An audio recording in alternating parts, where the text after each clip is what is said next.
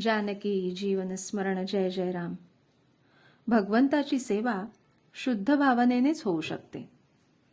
देह म्हटला की हृदय आणि इतर अवयव हे त्याचे भाग आहेत. पण समजा देहाचे इतर सर्व अवयव शाबूत आहेत आणि हृदय तेवढं बंद पडलं, तर सर्व इंद्रिय शाबूत असूनही त्यांचा उपयोग नाही. या उलट हृदय चालू असून इतर सर्व अवयव जरी काम करायला समर्थ नसले तरी उपचार करून पुन्हा पूर्ववत व्यवहार चालू होण्याचा संभव असतो.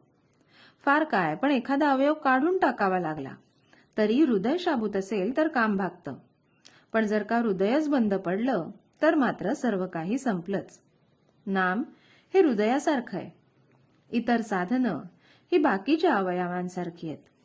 म्हणून नाम नसेल तर इतर साधनं फलदायी होऊ शकणार नाही.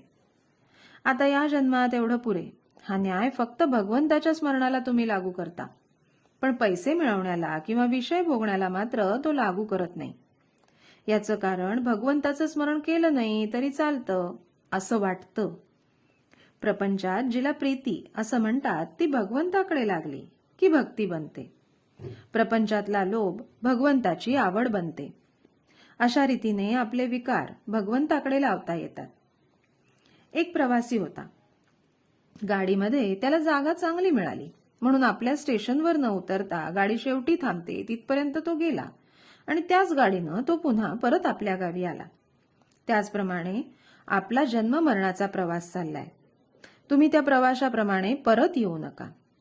प्रवासामध्ये केळी, संत्री वगैरे फळं घ्या, म्हणजे इथे घरं बिरं बांधा, पण आपलं स्टेशन विसरू नका.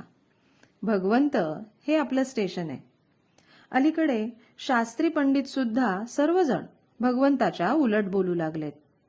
म्हणून आपण आधी आपल्या साधनाचा निश्चितपणा करावा आणि नंतर पोथी पुराणं ऐकावीत. पुष्कळ लोक जे पोथी ऐकायला जातात ते लोकांनी बरं म्हणावं यासाठी, किंवा करमत नाही म्हणून, किंवा इतर उद्योग नाही म्हणून जातात. असं करणं योग्य नाही. पोथ्या पुराणांच्या मध्ये दोष नाही, पण सांगणारा आपलं काहीतरी त्याच्यामध्ये घालून सांगतो आणि ते बाधक ठरतं. कर्तव्याची जाणीव आणि भगवंताचं अखंड अनुसंधान हेच सर्व पोथ्यांचं सार आहे.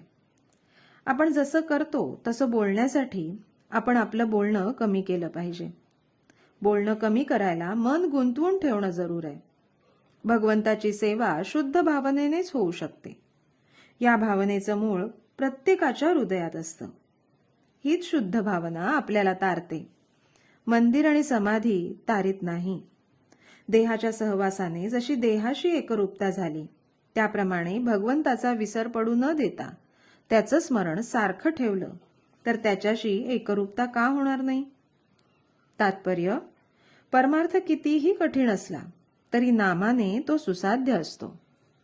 जानकी जीवन स्मरण जय जय राम.